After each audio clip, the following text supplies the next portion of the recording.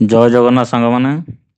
ଓଡ଼ିଶା ଆଦର୍ଶ ବିଦ୍ୟାଳୟ ମାଚରା ତରଫରୁ ଗୋଟିଏ ଭ୍ୟାକେନ୍ସି ବାହାରିଛି। ଏଥିରେ କେଉଁମାନେ ଆପ୍ଲାଏ କରିପାରିବେ, ଏଥିରେ କ୍ୱାଲିଫିକେସନ୍ କ'ଣ ରହିଛି ଏବଂ ଏହାର ଲାଷ୍ଟ ଡେଟ୍ଟି କେବେ ରହିଛି, ତା ସହିତ ଏହାର ସାଲାରୀ କେତେ ରହିଛି, ତାହା ଆମେ ଏହି ଭିଡ଼ିଓ ମାଧ୍ୟମରେ ଜାଣିବା। ଆପଣମାନେ ଭିଡ଼ିଓ ସହିତ ଯୋଡ଼ି ରୁହନ୍ତୁ। ଫାଷ୍ଟ ଆପଣମାନେ ସର୍ଚ୍ଚ କରିବେ ଓଡ଼ିଶା ଗଭର୍ଣ୍ଣମେଣ୍ଟ ଜବ୍। ସର୍ଚ୍ଚ କଲା ପରେ ଆପଣମାନେ ଏଣ୍ଟର ମାରିଦେବେ। ଏଣ୍ଟର ମାରିଲା ପରେ ଏଇଭଳିଆ ପେଜ୍ଟି ଓପେନ୍ ହେବ। ଦେନ୍ ଆପଣମାନେ ତଳକୁ ସ୍କ୍ରଲ୍ କରିକି ଏଇ ୱେବସାଇଟ୍ଟିକୁ ଆସିବେ। ଲେଖା ଅଛି ହୋମ୍ ଓଡ଼ିଶା ଗଭର୍ଣ୍ଣମେଣ୍ଟ ଜବ୍। ଏହି ୱେବସାଇଟ୍ଟି ଆସିଲା ପରେ ଆପଣମାନେ ଏହା ଉପରେ କ୍ଲିକ୍ କରିନେବେ। ଏହା ଉପରେ କ୍ଲିକ୍ କଲା ପରେ ଏଇଭଳିଆ ପେଜ୍ଟି ଓପେନ୍ ହେବ। ଦେନ୍ ଆପଣମାନେ ଦେଖିପାରୁଥିବେ ଓଡ଼ିଶା ଗଭର୍ଣ୍ଣମେଣ୍ଟ ଜବ୍ ଫାଷ୍ଟରେ ଦେଇଛି ଓଡ଼ିଶା ଆଦର୍ଶ ବିଦ୍ୟାଳୟ ରିକ୍ରୁଟମେଣ୍ଟ 2024, ଯେଉଁଥିରେ କି 10th +2 +3 ପାସ୍ ପିଲାମାନେ ଆପ୍ଲାଏ କରିପାରିବେ। ଦେନ୍ ଏହା ଉପରେ ଆମେ କ୍ଲିକ୍ କଲା ପରେ ଗୋଟେ ନୂଆ ପେଜ୍ଟି ଓପେନ୍ ହେବ।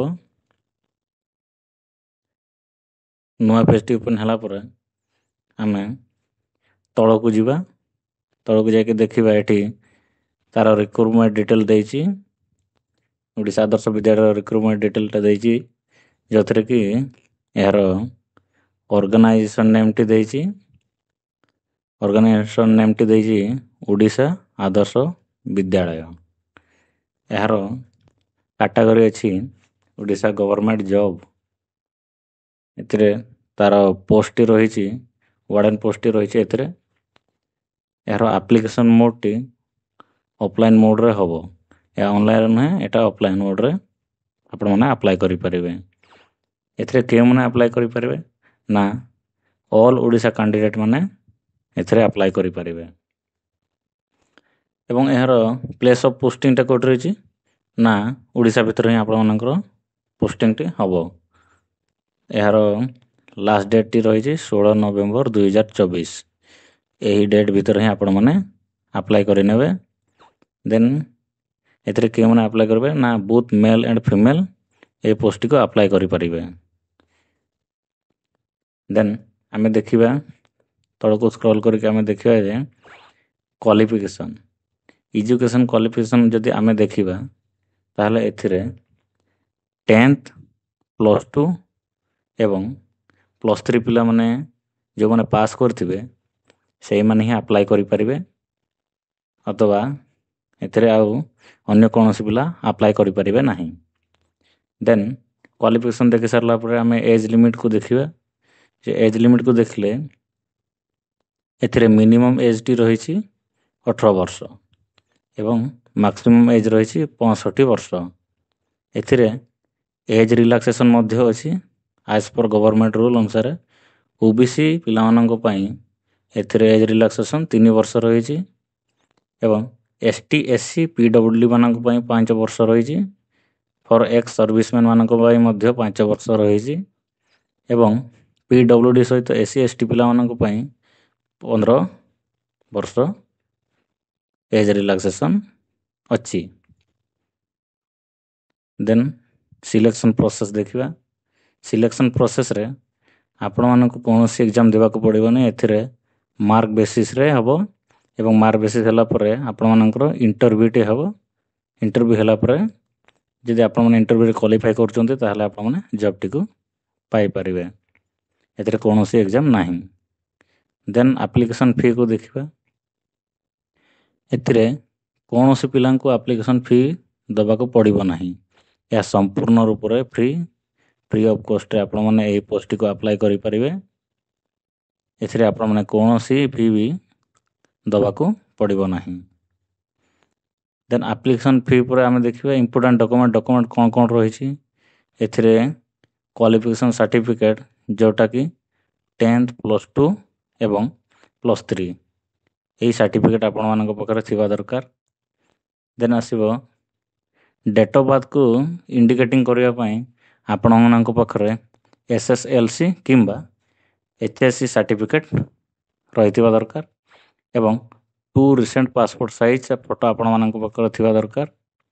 ଆଉ ଇଣ୍ଟର୍ନସିପ୍ ସାର୍ଟିଫିକେଟ୍, ଯଦି ଆପଣମାନେ କୌଣସି ଇଣ୍ଟର୍ନସିପ୍ କରୁଛନ୍ତି ତ ଆପଣମାନେ ସେଇ ସାର୍ଟିଫିକେଟ୍ ମଧ୍ୟ ଦେଇପାରିବେ। କାଷ୍ଟ ସାର୍ଟିଫିକେଟ୍ ଦେବେ। ଦେନ୍ ଆପଣମାନଙ୍କ ପାଖରେ ଯଦି କୌଣସି ଏକ୍ସପିରିଏନ୍ସ ସାର୍ଟିଫିକେଟ୍ ଅଛି ତାହେଲେ ମଧ୍ୟ ଆପଣମାନେ ଦେଇପାରିବେ, ଆଉ ଯଦି ନାହିଁ ତାହେଲେ ସେଇଟା ବି କିଛି ନାହିଁ, ନଦେଲେ ବି ଚଳିବ। ଦେନ୍ ଆମେ ଦେଖିବା ଓଡ଼ିଶା ଆଦର୍ଶ ବିଦ୍ୟାଳୟ ରିକ୍ରୁଟମେଣ୍ଟ 2024 ଇମ୍ପୋର୍ଟାଣ୍ଟ ଡେଟ୍ଟି ଦେଖିବା। ତ ଡେଟ୍ଟି ଅଲରେଡ଼ି ଷ୍ଟାର୍ଟ ହୋଇଯାଇଛି ଏବଂ ଏହାର ଲାଷ୍ଟ ଡେଟ୍ଟି ରହିଛି 16 ନଭେମ୍ବର 2024। ଏହି ଭିତରେ ହିଁ ଆପଣମାନେ ଆପ୍ଲାଏ କରିନେବେ ଏବଂ କିଭଳି ଆପ୍ଲାଏ କରିବେ ଏଇଟା ଷ୍ଟେପ୍ ବାଇ ଷ୍ଟେପ୍ ଏ 1 2 କରିକି ଏଠି ଦେଇଛି, ଆପଣମାନେ ପଢ଼ି ନେଇକି ସେଇଟା ଆପ୍ଲାଏ କରିନେବେ। ଦେନ୍ ତଳକୁ ଆସିବା, ଯଦି ଇମ୍ପୋର୍ଟାଣ୍ଟ ଲିଙ୍କ୍ ଦେଖିବା ଏଥିରେ ଦେଇଛି ଆପ୍ଲାଏ ଲିଙ୍କ୍। ତ ଏହି ଆପ୍ଲାଏ ଲିଙ୍କ୍ ଉପରେ ଯଦି ଆମେ କ୍ଲିକ୍ କରିବା ତାହେଲେ ଆମକୁ ଆପ୍ଲାଏ ପାଇଁ ଲିଙ୍କ୍ ମିଳିଯିବ। ଆପ୍ଲାଏ ଲିଙ୍କ୍ ଉପରେ କ୍ଲିକ୍ କଲା ପରେ ଏଇଭଳିଆ PDF ଗୋଟେ ଓପେନ୍ ହେବ, ଯେଉଁ ନୋଟିଫିକେସନ୍ PDFଟି ଓପେନ୍ ହେବ। ଦେନ୍ ତଳକୁ ସ୍କ୍ରୋଲ୍ କରିକି ଆସିଲା ପରେ ଆପଣମାନେ ଏଠି ଦେଖିପାରୁଥିବେ ଆଡ଼ଭର୍ଟାଇଜମେଣ୍ଟରେ ଦେଇଛି ଯେ এই পোস্টটি କଣ୍ଟ୍ରାକ୍ଚୁଆଲ୍ ବେସିସ୍ ଏବଂ এই ପୋଷ୍ଟଟି ଗାର୍ଲ ହଷ୍ଟେଲ ପାଇଁ, ଯେଉଁଟାକି କଣ୍ଟ୍ରାକ୍ଚୁଆଲ୍ ବେସିସ୍ରେ ଅଛି, ଯେଉଁଟାକି ୱାର୍ଡ଼େନ୍ ପୋଷ୍ଟଟି ଅଛି। କ୍ୱାଲିଫିକେସନ୍ ଅଛି BA କିମ୍ବା BSc କରିଥିବା ଦରକାର ଏବଂ ଏଥିରେ ଏଜ୍ଟି ରହିଛି 30ରୁ 60 ବର୍ଷ ମଧ୍ୟରେ ଆପଣଙ୍କ ଏଜ୍ ହେଇଥିବା ଦରକାର।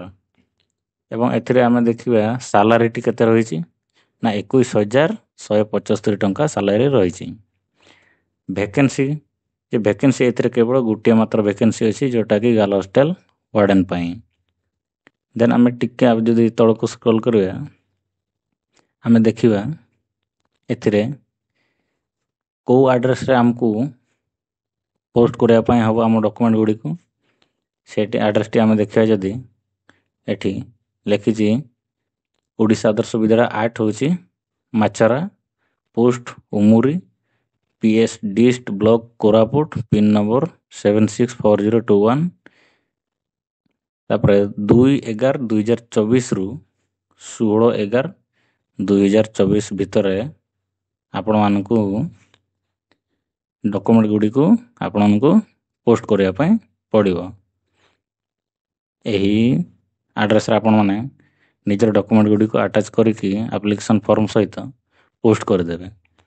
ଏହି 16/11/2024 ଭିତରେ ହିଁ ପୋଷ୍ଟ କରିଦେବେ। ଏହି ଭିତରେ ପୋଷ୍ଟ ନ କଲେ ଆପଣମାନଙ୍କର ଆପ୍ଲିକେସନ୍ଟିକୁ ଆକ୍ସେପ୍ଟ କରିପାରିବେ ନାହିଁ। ଦେନ୍ ଆମେ ଯଦି ଆଉ ଟିକେ ତଳକୁ ଆସିବା, ଏଠି ଦେଖିପାରିବେ ଯେ କିପରି ଏଠି ଆମେ ପୋଷ୍ଟ କରିବା। ମେଲ୍ ଦ୍ୱାରା ବି ପୋଷ୍ଟ କରିହେବନି କି ହ୍ୟାଣ୍ଡ ଟୁ ହ୍ୟାଣ୍ଡ ବି ଆପଣମାନେ ଡକୁମେଣ୍ଟ ପୋଷ୍ଟ ଦେଇପାରିବେ ନାହିଁ। ଏଥିରେ କେବଳ ସ୍ପିଡ଼ ପୋଷ୍ଟ ଏବଂ ରେଜିଷ୍ଟର ପୋଷ୍ଟ ଦ୍ୱାରା ହିଁ ଆପଣମାନେ ଡକୁମେଣ୍ଟକୁ ପୋଷ୍ଟ କରିପାରିବେ। ବିଫୋର୍ 16/11/2024 ଟିଲ୍ 5 PM ପର୍ଯ୍ୟନ୍ତ ଆପଣମାନେ ନିଜର ଡକୁମେଣ୍ଟଟିକୁ ସ୍ପିଡ଼ ପୋଷ୍ଟ କରିପାରିବେ।